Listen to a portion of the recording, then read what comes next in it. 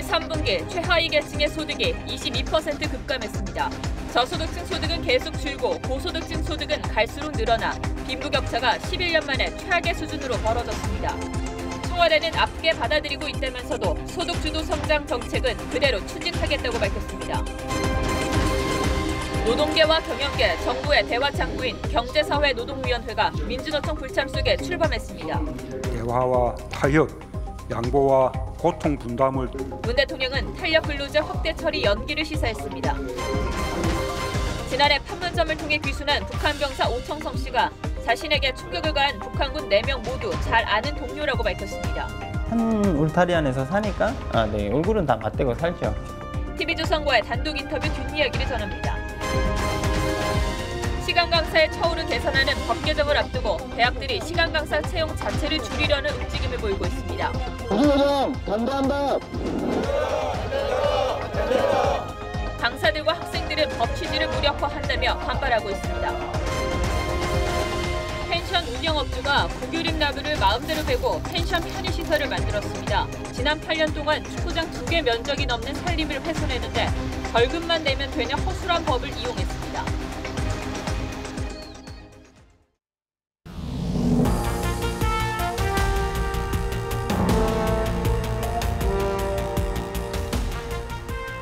여러분 안녕하십니까? 뉴스9의 신동욱입니다.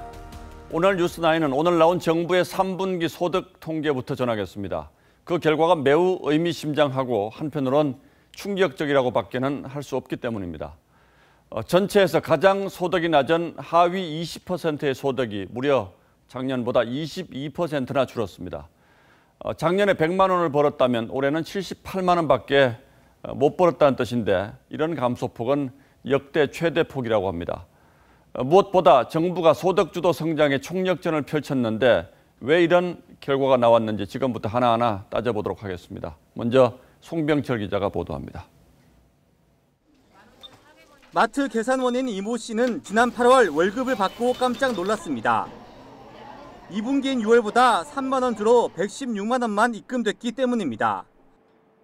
근무를 다하고도 월급이 준 것은 처음입니다. 사장님이 사람들도 줄이고 시간도 줄이고 있는 것 같아요. 일용직 근로자 상황은 더 심각합니다. 건설 경기 침체로 일감 자체가 줄어 수입이 반토막 났습니다. 한 달에 한 3개 나갈까 말까. 그러면 얼마 버십니까? 6만 원, 7만 원. 얼마나? 소득 하위 20% 가구의 올 3분기 근로소득은 47만 8,900원. 지난해보다 22.6%나 줄었는데 역대 최대폭의 감소입니다. 근로 외 소득까지 합한 월 평균 소득도 131만 8천 원으로 지난해보다 7% 줄었습니다. 역대 3분기 중 가장 많이 떨어졌습니다. 저소득 가구의 상황이 많이 안 좋은 것이 확인이 됐고요. 이런 소득 감소는 일할 기회가 줄어든 탓이 가장 큽니다. 소득 하위 20%의 가구당 취업자는 0.69명으로 지난해보다 16.8% 줄었습니다. 소득 하위 20% 계층의 근로소득이 하도 줄다 보니 연금이나 용돈 등 이전 소득보다도 적어졌는데 이런 경우는 역대 3분기 중 최초입니다. 서민을 위한 일자리 정책이 고용 참사로 이어지면서 저소득층이 벼랑 끝으로 몰리고 있습니다. TV조선 송병철입니다.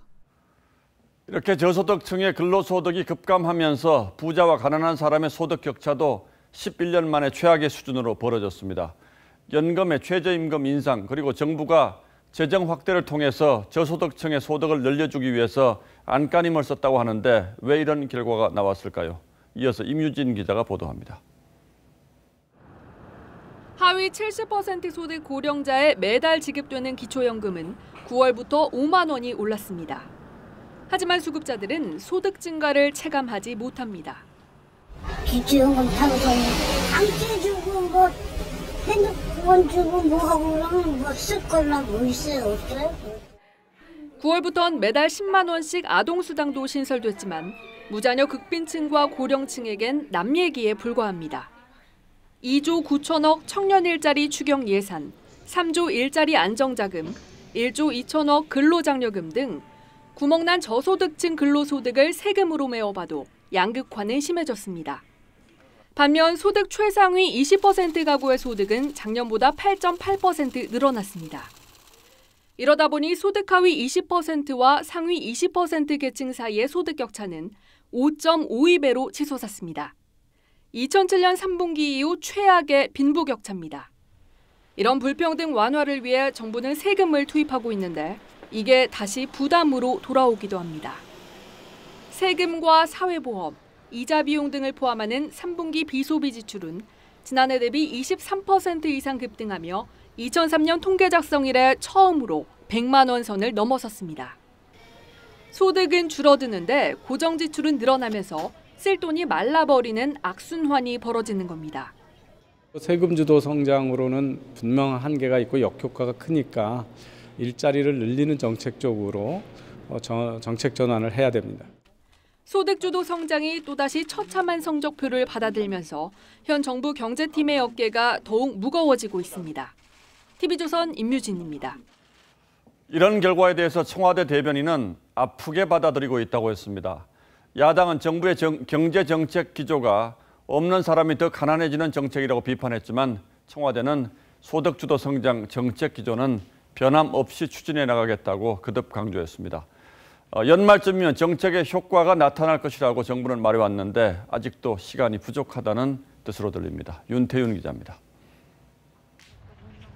소득 분배 악화 소식에 청와대 김의겸 대변인은 엄중함을 잘 인식하고 있고 아프게 받아들이고 있다.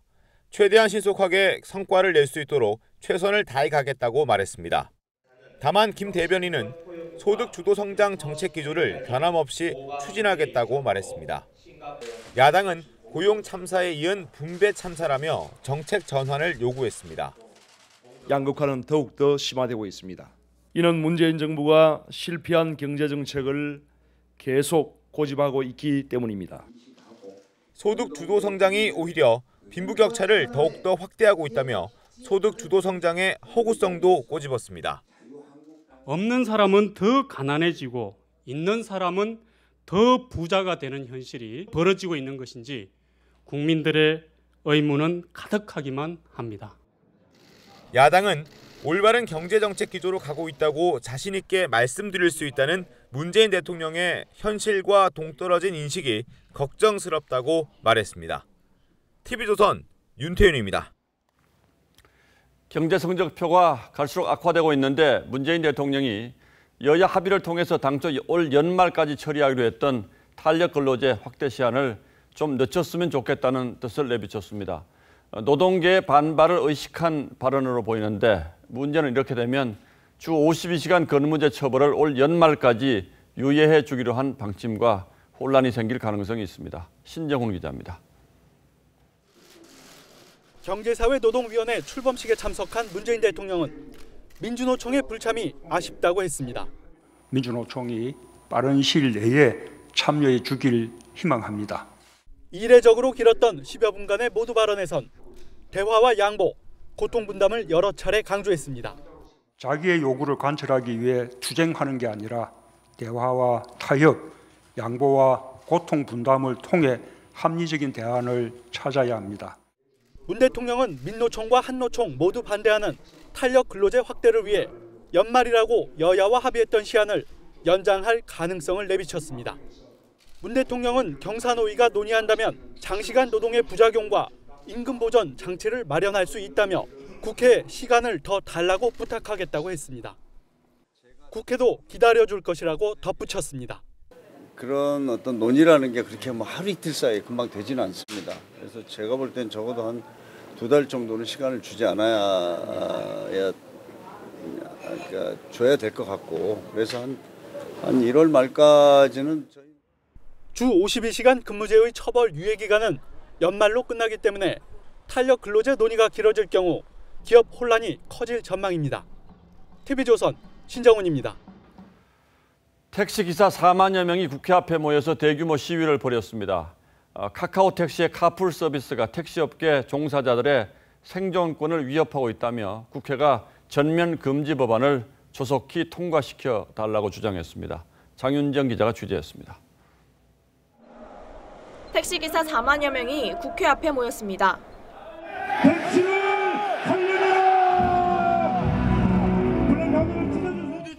서울 개인택시조합 지부장 등 16명이 삭발식도 진행했습니다.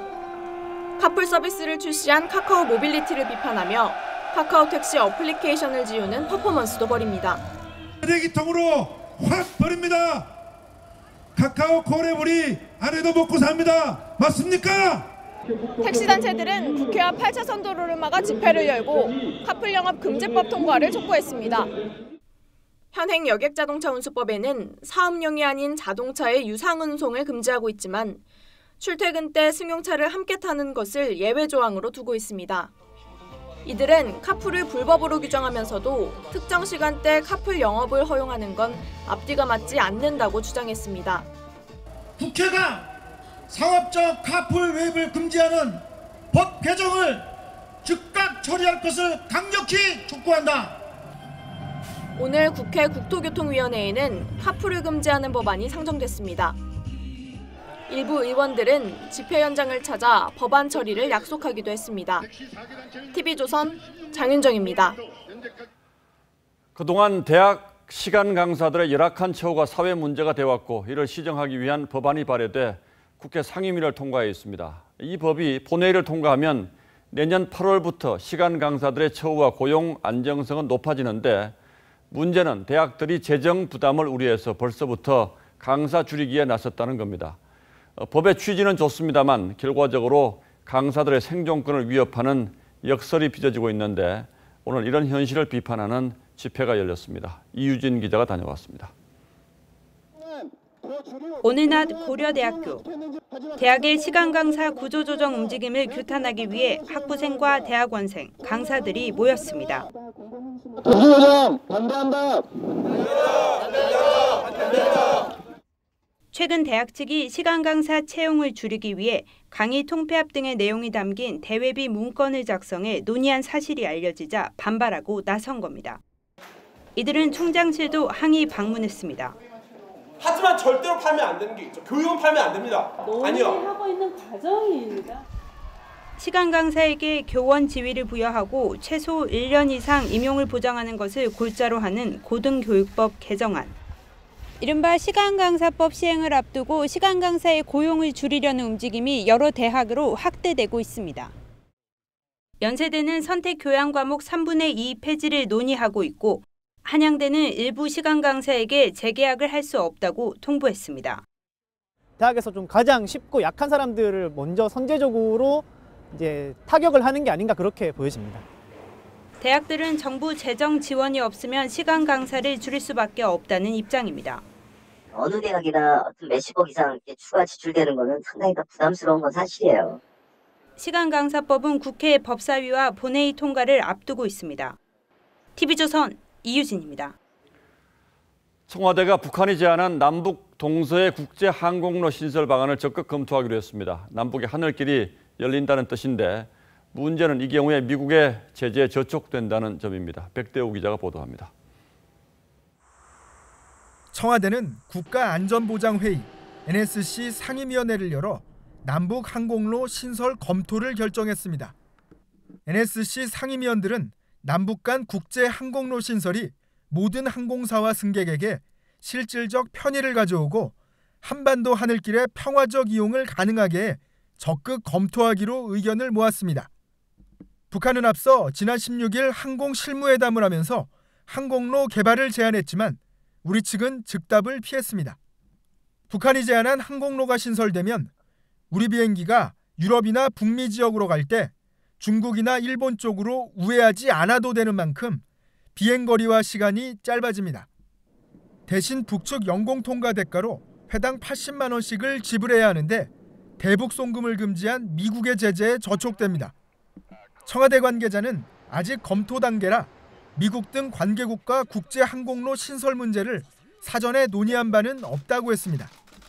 어제 열린 한미 워킹그룹 회의에서도 남북 항공로 신설은 의제가 아니었다고 정부 관계자는 전했습니다. 폼페이오 미 국무장관은 앞서 한미 워킹그룹 출범의 의미를 양국이 서로 의견 표명 또는 생각의 기회를 갖지 못하는 조치를 취하지 않는 것이라고 했습니다. TV조선 백대호입니다. 이런 가운데 65년 전 남북 간의 치열한 교전이 벌어졌던 철원의 화살머리 고지 비무장지대에 남북으로 잇는 도로가 열렸습니다. 도로 작업에 투입됐던 우리 군 장병들은 군사 분계선 앞에서 북한 병사들을 만나 손을 잡았습니다. 보도에 차정성 기자입니다. 군사 분계선까지 300m라는 편말을 뒤로하고 우리 군 관계자들이 도로를 따라 걸어갑니다. 65년 전 포탄이 빗발쳤던 DMZ 내 철원 화살머리 고지입니다. 고지 오른쪽으로 곧게 뻗은 길이 한눈에 들어옵니다. 남북 도로 연결은 지난 2003년 경의선 도로와 이듬해 동해선 도로 이후 14년 만입니다. 중부전선 최초로 이곳 비무장지대를 열어 남과 북을 잇는 평화의 길을 만들었습니다. 앞으로 이 길은 DMZ 공동유해 발굴뿐 아니라 남북 군사 당국 간 합의를 이행하는 데 아주 중요한 역할을 하겠습니다. 남과 북은 판문점 선언 이행을 위한 군사 합의에 따라 지난달부터 지뢰 제거 작업과 함께 도로 개설을 추진해왔습니다. 이 과정에서 작업 중이던 남북 군사들은 군사 분계선 앞에서 마주쳤는데 함께 손을 내밀어 악수했습니다. 편말만 남은 군사 분계선을 사이에 두고 양 군은 한데 늘어서서 서로를 마주했습니다. 남북은 올해 안에 도로 정비를 마칠 계획입니다. 유해 발굴단과 관련 차량은 이 도로를 통해 군사 분계선을 오갈 수 있습니다. 남북은 내년 유해 발굴 공동사무소를 개설한 뒤 본격적으로 유해 발굴을 진행할 계획입니다. TV조선 차정승입니다. 지난해 판문점에서 총격을 뚫고 귀순한 북한 병사 오청성 씨가 어제 저희와 단독 인터뷰를 했는데 미처 다 전해드리지 못한 내용이 있어서 이어서 보도하겠습니다. 오 씨는 귀순 당시 자신을 추격하며 총을 쏜 북한 군인들은 다 아는 병사들이라고 말했습니다. 김정우 기자가 보도를 먼저 전해드리고 이어서 취재 후기는 직접 들어보기로 하겠습니다. 지난해 11월 오청성 씨가 판문점 군사분계선을 뛰어넘는 순간입니다. 북한군 4명이 일제히 총격을 가합니다. 오 씨는 이들 모두 잘 아는 동료들이라고 했습니다. 군 생활하면 다 이런 어쨌든 한 울타리 안에서 사니까 네, 얼굴은 다 맞대고 살죠. 그러니까 뭐 얼굴들은 다 알고. 오 씨는 자신을 쏜 그들이 사격을 하지 않았다면 처벌받았을 거라며 반대 입장이어서도 쏠 수밖에 없다고 했습니다. 탈북 경위에 대해선 술김에 내려온 건 아니라고 했습니다. 저는 그게 아니에요. 친구와 트러블이 생겨서 술을 먹고 검문소를 돌파한 게 아니고. 장성급이라고 알려진 아버지에 대해선 고위급 간부라고만 하면서 말을 아꼈습니다. 오 씨는 대학 입시에 도전해 공부를 더 하고 싶다는 소박한 포부도 밝혔습니다. 현재로서는 공부해야 되겠다고 생각하고 있어요. 네, 현재로서는 네, 대학 준비가 있는. TV조선 김정우입니다. 예, 지금 김정우 기자가 스튜디오에 직접 나와 있습니다. 자, 김 기자 어서 오십시오. 자, 뭐 그동안 오청성 씨가 어떻게 살고 있는지 많은 분들이 궁금해했는데 인터뷰는 없었잖아요. 예. 어떻게 만나게 됐습니까? 뭐 사실은 한 2달 전에 그 사석에서 오청성 씨를 좀 우연히 만날 기회가 있었습니다. 예. 뭐 그냥 뭐 평범한 뭐 20대 청년으로 봤는데요. 예. 오청성이라고 해가지고 제가 깜짝 놀랐던 그런 기억도 있습니다. 그래서 제가 바로 기자라고 소개를 하니까 당시에는 약간 좀 경계하는 눈빛도 좀 엿보였는데 그런 인연으로 이제 한 2번 더 볼 기회가 있었고요. 이번에 이제 상케이 신문 인터뷰 때문에 결정적으로 이제 이번에 인터뷰를 하게 됐습니다. 그러니까 김 기자가 만난 건 이제 상당히 시간이 오래된 일인데 그때 처음에는 인터뷰 하자 이렇게 요청을 안 했습니까? 예, 뭐 이제 막 한국 사회에 적응하고 있었고요. 예. 그리고 뭐 무턱대고 이제 인터뷰부터 하자고 하는 것보다는 예. 좀 적응이 좀 된 뒤에 하는 게 낫겠다 싶었습니다.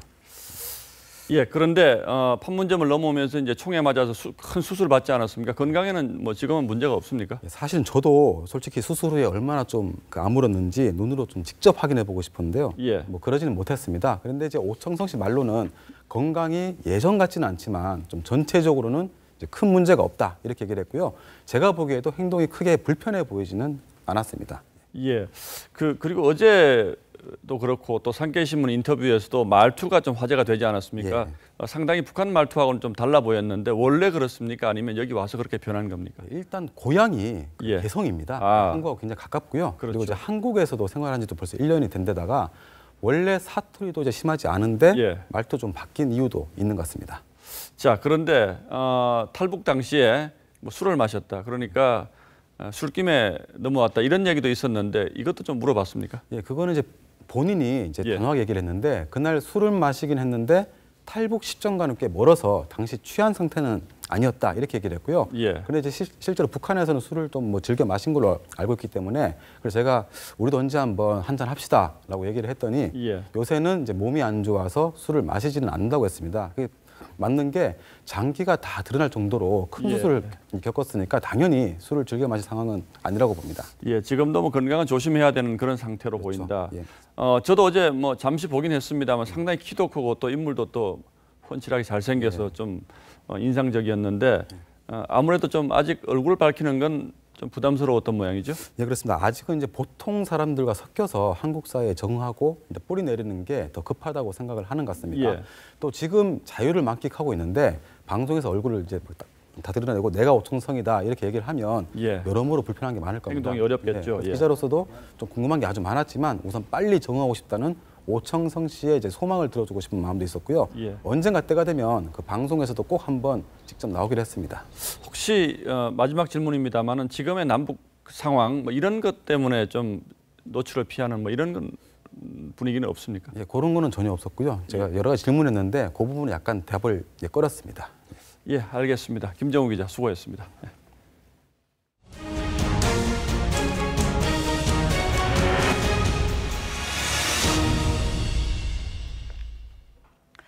네, 국가가 소유하고 관리하는 산림을 제 마음대로 훼손한 한 펜션 운영업자가 있습니다. 나무를 베고 그 자리에 펜션 편의시설을 만들었습니다. 이런 방식으로 8년 동안 축구장 2개 면적을 훼손했는데 벌금만 내면 되는 허술한 법 규정을 파고들었습니다. 주원진 기자입니다. 울창한 숲 곳곳이 구멍이 뚫린 듯 텅 비어 있습니다. 산길에는 뿌리채 뽑힌 나무가 나뒹굽니다. 인근 펜션업주 정모 씨가 편의시설을 만들기 위해 구규림과 도유림을 훼손했습니다. 펜션 주인은 계곡으로 가는 길을 만들기 위해 이렇게 큰 나무를 뽑아버렸습니다. 나무를 벤 자리에는 산책로와 족구장도 들어섰습니다. 정 씨는 지난 2010년부터 지금까지 3차례에 걸쳐 산림훼손으로 처벌받았습니다. 훼손한 면적은 축구장 2개 면적보다 넓습니다. 송치돼서 벌금도 몇 차례 내셨고 저희가 또 최근 건에서 항복구 명령을 냈어요. 펜션 측은 벌금 수백만 원을 냈고 산림도 원상복구에 문제가 없다고 주장합니다. 현재 이게 주인이 없는 상태에서 저희가 마음대로 열어줄 수는 없어요. 구그림을 훼손하면 7년 이하의 징역이나 5천만 원 이하의 벌금을 받는데 대부분 벌금에 그칩니다. 또 원상복구는 1m짜리 묘목만세로 심으면 지킨 것으로 보기 때문에 이를 교모에 이용하는 산림훼손은 끊이질 않습니다. 금전으로 좀 뭔가 이제 보상처럼 제재를 가하는 거잖아요. 행한 행위 자체의 그 결과가 제재를 가하는 벌금에 합당한 만큼의 금액인지에 대한 게 현실적으로 문제가 된다. 산림청은 경작이나 주거 등으로 불법 훼손되는 구규림이 매년 평균 7만 평씩 증가하고 있다고 밝혔습니다. TV조선 주원진입니다. 네, 포털 사이트에 검색어를 입력하면 연관 검색어가 알아서 뜨죠. 검색할 때 자주 이용하게 되는데 이 연관 검색어를 조작해주고 돈을 챙긴 일당이 적발됐습니다. 주로 매크로 프로그램을 이용하는데 이를 원천적으로 막는 게 사실상 불가능하다고 합니다. 백연상 기자입니다. 포털 사이트에 광화문과 식당을 함께 검색하자 특정 식당 상호가 연관 검색어에 뜹니다. 검색한 키워드와 연관성이 깊고 많은 사용자들이 검색한 순서대로 연관 검색어가 노출되는 겁니다. 그런데 원하는 상호를 연관 검색어에 노출시켜준다는 업체들이 있습니다. 논현동 카페를 연관 검색어에 올리고 싶은데요. 저희가 딱 노출 보장해드리고 그러니까 최소가 5순위라고 보시면 되시고요. 기간과 비용도 안내합니다.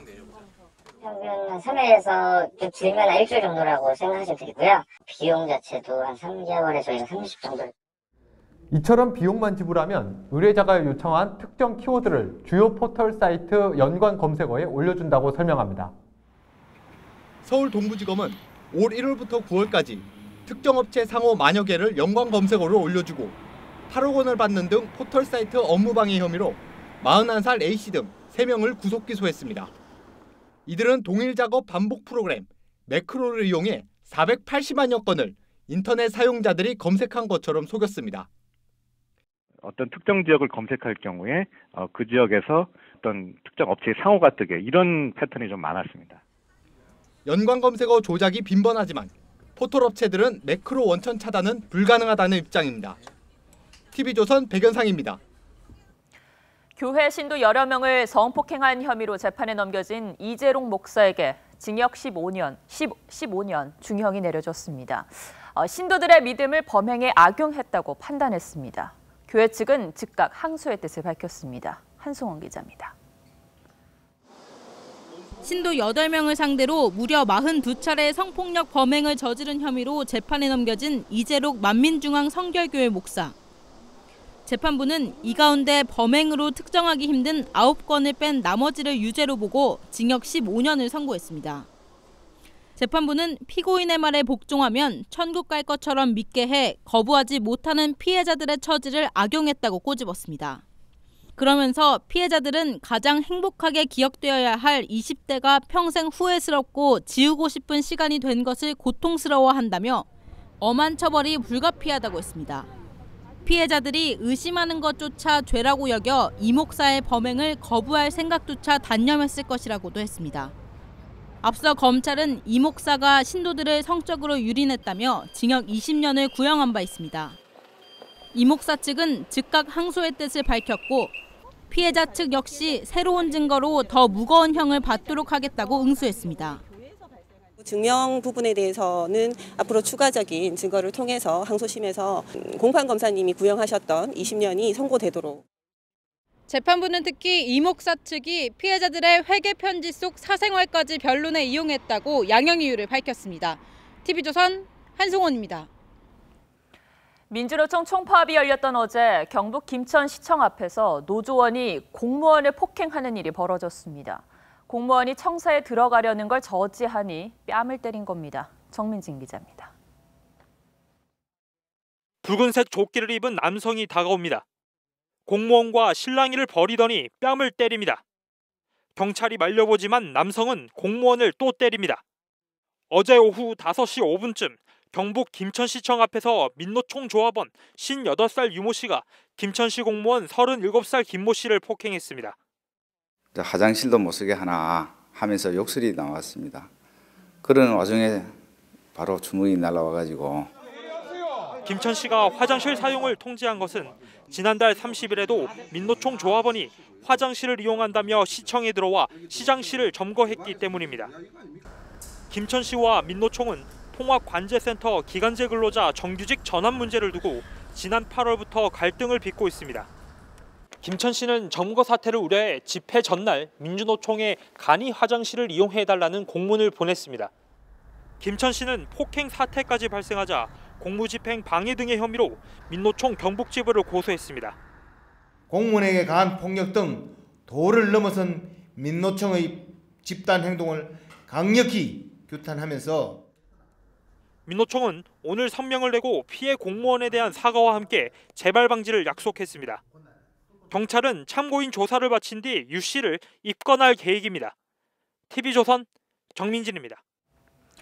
울산에 있는 현대차 협력업체가 특정 노조원의 자녀와 친인척을 입사시킨 정황의 문건을 공개한 바른미래당 하태경 의원이 오늘은 그 반대의 문건을 또 공개했습니다. 비주류 노조원의 자녀와 친인척은 채용하지 말라고 요구했다는 겁니다. 이미지 기자입니다. 바른미래당 하태경 의원이 공개한 울산 현대자동차 협력업체의 소식지입니다.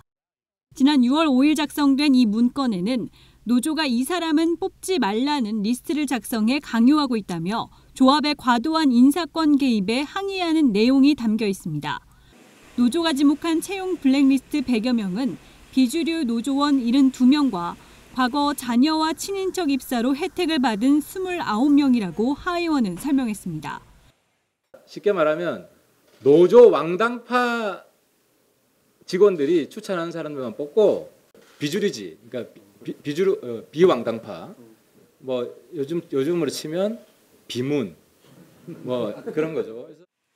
리스트에 거론된 노조원들은 현 집행부를 취업 방해 행위로 울산 고용노동지청에 고발한 것으로 알려졌습니다. 앞서 노조원 고용세습 명단에 단체 협약에 있다고 해명했던 노조는 오늘은 별다른 해명 없이 전화를 곧장 끊었습니다. 선생님 안녕하세요. 저 TV조선의 이미지 기자라고 합니다. 아이고야 죄송합니다. 하이원은 고용세습 국정조사에 민주노총의 불법 행위도 전수조사해야 한다고 주장했습니다. TV조선 이미지입니다. 이른바 해경궁 김 씨를 둘러싼 논란과 의혹이 갈수록 커지고 있는데 이재명 지사 측 변호인이 오늘 느닷없이 경찰 고위 간부 2명을 내일 검찰에 고발하겠다고 밝혔습니다. 혐의도 이번 사건과는 관련이 없어 보이는 뇌물수수 혐의라고 하는데 이 지사 측은 이외에 오늘 일체의 언론 대응을 하지 않고 하루를 보냈습니다. 김성돈 기자가 취재했습니다. 이재명 경기도지사는 경기도가 MOU를 맺는 행사에 참석했습니다. 일정을 사전에 공개하지 않아 기자들의 질문도 피했습니다. 페이스북이나 트위터에도 부인에 관한 언급은 없었습니다. 대신 이 지사 측 인물이 경찰에 대한 고발을 예고했습니다. 백종덕 변호사는 경기 남부 지방경찰청장과 분당경찰서장을 뇌물수수 혐의로 내일 수원지검에 고발하겠다고 밝혔습니다. 구체적인 내용은 아직 밝히지 않고 있습니다. 백 변호사는 이재명 캠프에서 가짜뉴스 대책단장을 맡았던 인물입니다. 지난 6일 이 지사를 수사한 경찰 간부 등 4명을 직권남용과 공무상 비밀 누설 등 혐의로 고발하려다 민주당의 만류 요청으로 취소하기도 했습니다. 앞으로 경찰 내 일부 비상식적인 수사 행태는 반드시 근절되어야 합니다. 부인 김혜경 씨 변호인단에 수원지검 공안부장 출신 이태영 변호사가 합류한 사실도 확인됐습니다.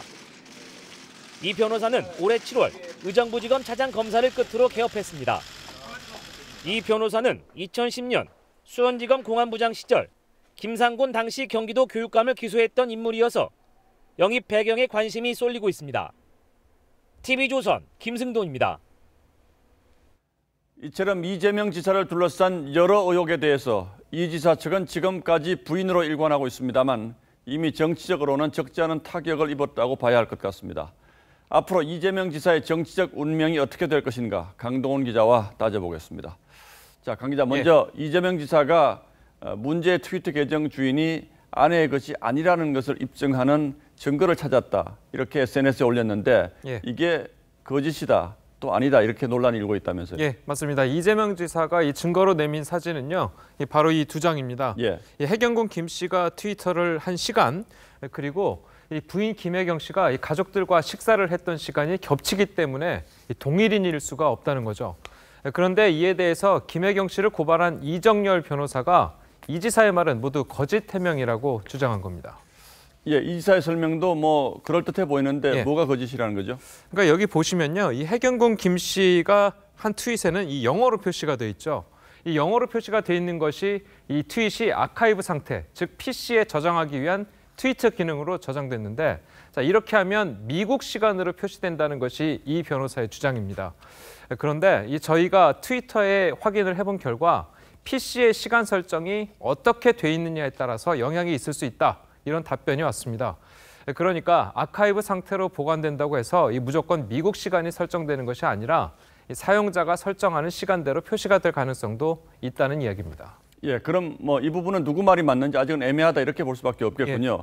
그런데 앞으로 이 해경궁 김 씨가 김혜경 씨가 맞다고 법원이 최종적으로 판결을 하면 이 지사는 어떻게 되는 겁니까? 현행 공직선거법을 보면요, 이 배우자 등이 징역형 또는 300만 원 이상의 벌금형을 선고받을 경우에 이 공직자의 당선은 무효가 된다 이렇게 나와 있습니다.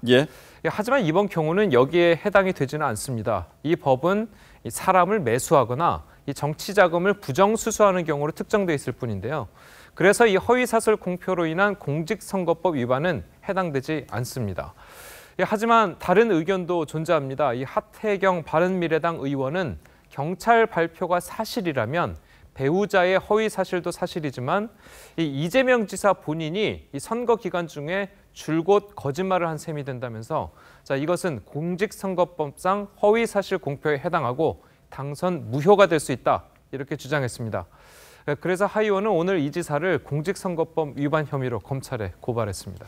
그러니까 하태경 의원이 이 지사를 고발한 건 이 지사 본인의 허위사실 유포 사실을 다투겠다 이거죠. 예. 자, 그러나 이것 말고도 또 다른 혐의가 이미 여러 개 기소가 돼 있지 않습니까? 예, 맞습니다. 기소 의견으로 검찰에 송치된 것만 이 3가지가 더 있습니다. 이 친형 강제 입원을 지시하면서 직권을 남용했다는 혐의와 이 검사 사칭 관련 허위 사실을 공표한 혐의, 그리고 선거 공보물에 자신의 실적을 허위로 실었다는 혐의입니다. 자, 일각에서는 해경군 김 씨 문제보다도 이 친형 강제 입원 의혹 등이 이 정치 생명에는 더 영향을 줄 수 있다는 지적이 나오고 있습니다. 실제로 안민석 더불어민주당 의원은 형님 문제는 이 지사가 시장 시절에 관련된 문제이기 때문에 이 법적 처벌을 받을 수 있어서 굉장히 위태로운 결과를 초래할 수 있는 문제, 이렇게 이야기하기도 했습니다. 예, 결국 이런 여러 가지 재판들이 대법원 최종 판결까지 나려면 시간이 상당히 많이 걸릴 것 같은데 그동안 경기도정이 좀 차질을 빚는 이런 일은 없어야 될 텐데 걱정입니다. 예, 강동원 기자 잘 들었습니다. 네, 이제 본격 추위가 시작된 것 같습니다. 내일 서울의 아침 기온이 영하 4도까지 떨어집니다. 이 시각 수온주도 벌써 많이 내려갔다는데요. 광화문에 나가 있는 취재기자 연결해 보겠습니다. 자, 최민식 기자, 많이 추워졌습니까? 네, 해가 지면서 바람이 점점 더 차가워지고 있습니다. 제가 나와 있는 광화문 일대 기온은 0도 가까이 내려간 상태인데요. 시민들은 목도리 등 방한용품을 갖춘 채 퇴근길을 서둘렀고 밤 9시쯤이 되자 광화문 거리는 한산해진 상태입니다. 오늘은 절기상 소설인 오늘 서울 아침 기온은 영하 1.3도까지 떨어지며 올 가을 들어 가장 추웠습니다. 내일은 더 추워질 전망인데요.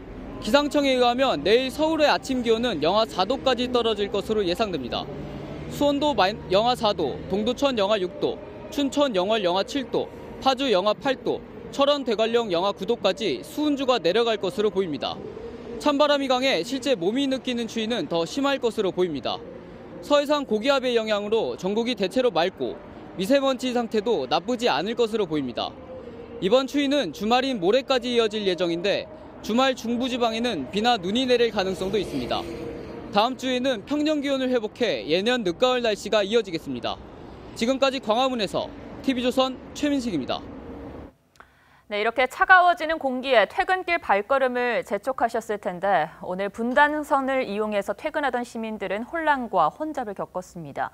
열차가 고장나 멈춰서면서 1시간 동안 운행이 중단됐습니다. 취재기자 연결해 보겠습니다. 자, 신준명 기자, 자세한 내용 전해주시죠. 네, 분당선 열차가 멈춰선 건 오늘 오후 5시 50분쯤입니다. 죽전에서 왕십리로 향하는 K6218 열차가 복정역과 수서역 사이에서 고장나 비상정차했습니다. 다행히 다친 승객은 없었습니다. 고장난 열차는 뒤따라오던 열차에 인계돼 오후 6시 45분에서야 복정역에 도착했습니다. 열차에 타 있던 승객 500여 명은 약 1시간 동안 열차 안에 갇혀 있어야 했습니다. 분당선은 오후 7시 5분에 정상 운행하기 시작했습니다. 하지만 분당선 대부분의 역에서는 퇴근길에 몰려든 시민들로 큰 혼잡을 이뤘습니다. 이용객들 중 일부는 지체되는 열차를 기다리지 못하고 다른 교통수단을 이용하기도 했습니다. 코레일 측은 정확한 고장 원인을 파악하고 있습니다. 코레일은 또 승객들에게 환불 조치를 해주고 기현증명서를 발급하는 등 후속 조치를 취했습니다. 지금까지 전국부에서 TV조선 신준명입니다. 네, 트럼프 대통령이 언론인 카슈쿠지 살해의 배후로 지목된 사우디 왕실에 사실상 면죄부를 줬습니다. 사우디가 내기로 한 무기값 4,500억 달러를 강조하면서 변함없는 동반자로 남을 것이라고 말했습니다. SNS에는 저유가를 즐기라고 했습니다. 자, 이 모든 게 아메리카 퍼스트, 자국의 이익이 우선이기 때문이라는데요. 인권과 언론의 자유, 미국의 전통적 가치를 저버렸다는 비판도 거셉니다. 오늘의 포커스입니다. 미국에선 추수감사절이면 식탁에 오를 운명인 칠면조. 미 대통령은 매년 이런 칠면조 가운데 2마리를 골라 사면합니다. In this grand tradition, I am pleased to announce that today's lucky bird and guest of honor is named Peas, along with his alternate named Carrots. 죄도 없으면서 사면을 받는 칠면조들. 그런데 이 행사 약 1시간 전 죄가 거의 드러났음에도 면죄부를 받은 사람들이 있습니다. 바로 자국 언론인 자말 카슈크지 살해를 지시한 것으로 지목된 사우디 왕실입니다. 트럼프 대통령은 사우디 왕실이 카슈크지 살해를 몰랐을 수 있다고 했습니다. And the fact is, maybe he did, maybe he didn't. 미국의 CIA가 카슈크지 살해 배우를 사우디 왕실로 결론 낸 것으로 알려졌는데도 말이죠. 물론 트럼프 대통령은 부인합니다. They didn't make a determination. 그러면서 미국의 이익을 강조합니다. It's all about America first. We're not going to give up hundreds of billions of dollars in orders and let Russia, China. 미국이 챙길 수 있는 이익이 어마어마하긴 합니다. 사우디가 사기로 한 미국 무기의 규모는 4,500억 달러, 우리 돈 500조 원에 이릅니다. 또한 사우디의 기름도 중요했습니다. Saudi Arabia, if we broke with them, I think your oil prices would go through the roof. I've kept them down. 다음 날 아침 올린 트윗도 저유가를 즐겨요. 고마워요, 사우디였습니다. 트럼프 대통령의 이런 모습에 언론의 자유를 어느 나라보다 중시하는 미국에서는 민주당은 물론 공화당에서마저 비판이 나옵니다. It's not too much to ask an ally not to butcher a guy in a consulate. 언제나 미국을 다시 위대하기를 외치는 트럼프. We'll make America great again. 미국의 이익만 따지기보다 보편적인 자유와 인권을 지키는 게 미국을 위대하게 만드는 지름길이 아닐까요? 뉴스9 포커스였습니다. 명품 브랜드 돌체앤가바나가 최근 홍보 영상에서 중국을 모욕했다는 논란에 휩싸였습니다. 여기에 또 디자이너가 SNS에서 중국 비하 발언으로 기름을 부으면서 장쯔이 등 스타들의 패션쇼를 거부했고 결국 이 패션쇼는 취소됐습니다. 송지욱 기자입니다. 붉은 드레스를 입은 중국 모델이 젓가락을 집어들고 피자를 먹으려고 합니다. 不是这样。对，这样就对了。所以就是像钳子一样夹住一块披萨饼，直接送进嘴里。 잘 안 되자 손으로 조각내 다시 젓가락으로 집어먹습니다. 다른 이탈리안 음식도 젓가락으로 기이하게 먹습니다. 지난주 명품 브랜드 돌체앤가바나가 중국 상하이 패션쇼를 앞두고 공개한 홍보 영상. 把筷子插入面条，夹起它，对，夹起它，然后卷起来。 그러나 중국인들의 반응은 싸늘했습니다. 젓가락 문화를 경시하고 중국인을 모욕했다는 비난으로 이어진 겁니다. 창업자이자 디자이너 스테파노 가바나의 중국 비하 발언도 논란을 부추겼습니다. 영상을 두고 네티즌과 설전을 벌이다 중국인들은 개고기를 먹는다거나 중국을 배설물 모양 이모티콘으로 표현하며 모욕한 것이 뒤늦게 알려진 겁니다.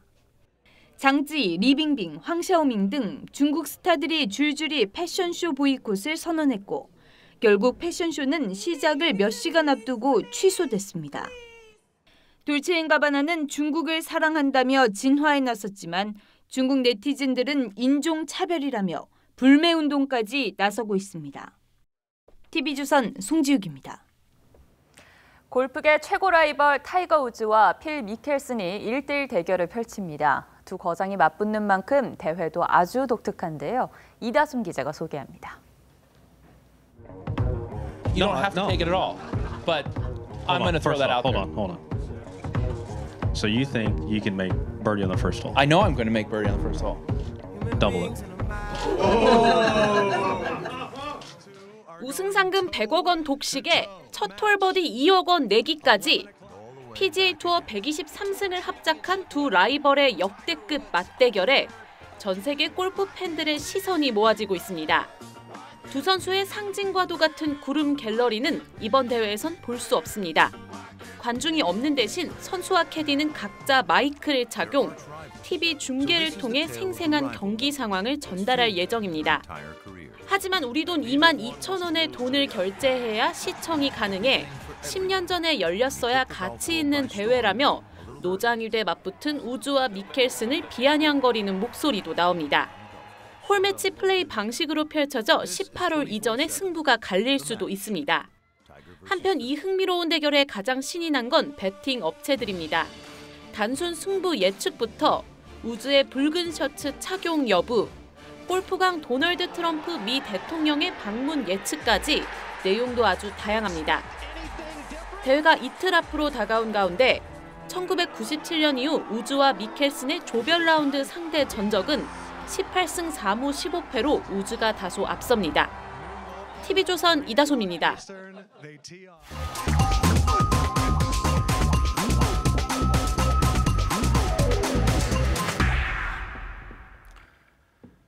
한국 이름 심은경으로 더 친숙했던 캐슬린 스티븐스 전 미국 대사는 3년을 재임하면서 전국을 이렇게 자전거로 누볐습니다. 시골 장터에서 부침개에 막걸리를 곁들이고 아리랑에 맞춰 어깨춤을 췄죠. 청년에서 노인까지 두루 만나고 대화했습니다. 그는 자전거 여행이 한국을 가장 잘 이해하고 사랑하는 방법이라고도 했습니다. 그는 한미 관계도 자전거에 비유하곤 했습니다. 자전거를 타다 보면 불쑥 돌뿌리가 나타나기도 하고 가파른 언덕길도 만난다. 그럴수록 페달을 멈추지 말아야 하듯 한미 관계도 서로 끊임없이 노력하지 않으면 쓰러진다. 어제 폼페이오 미 국무장관이 한미가 서로 딴소리를 하거나 한쪽이 모르는 상태에서 독자적 행동을 해서는 안 된다고 했습니다. 그러면서 요즘 한미 관계를 이인용 자전거에 비유했습니다. 바로 이거죠. We view them as tandem, as moving forward together. We view them as important parallel processes. 예, 한미가 이인용 자전거를 타고 가는데 한국이 자꾸 다른 쪽으로 가려고만 한다는 얘기입니다. 비유 자체는 부드럽습니다만 속에 든 뼈가 느껴집니다. 한국이 미국과 조율하지 않은 채 남북 협력에만 속도를 높이고 있다는 경고인 셈입니다. 이인용 자전거를 타면 따로 갈 때보다 수시로 긴밀하게 소통하며 돌발 상황에도 대처할 수 있습니다. 먼 길을 갈 때는 따로 타는 것보다 속도도 더 빨라집니다. 그러나 서로에 대한 믿음이 없으면 앞으로 나아갈 수가 없죠. 배려하고 공감하고 서로의 입장에서 생각하며 페달을 밟아야 합니다. 멀리 가려면 둘이 가라는 속담도 있듯 비핵화의 길은 멀고도 험한 길입니다. 스티븐스 전 대사는 한반도의 미래를 예측할 수 없기에 최선을 다하되 최악에 대비하라는 영어 속담이 한미 관계에도 필요하다고 했습니다. 두 나라가 생각을 솔직하게 털어놓고 목표와 방향, 속도를 일치시켜 한 목소리를 낼 때 북한의 오판과 시간 끌기를 막을 수 있을 겁니다. 11월 22일 앵커의 시선은 한미가 타는 이인용 자전거였습니다.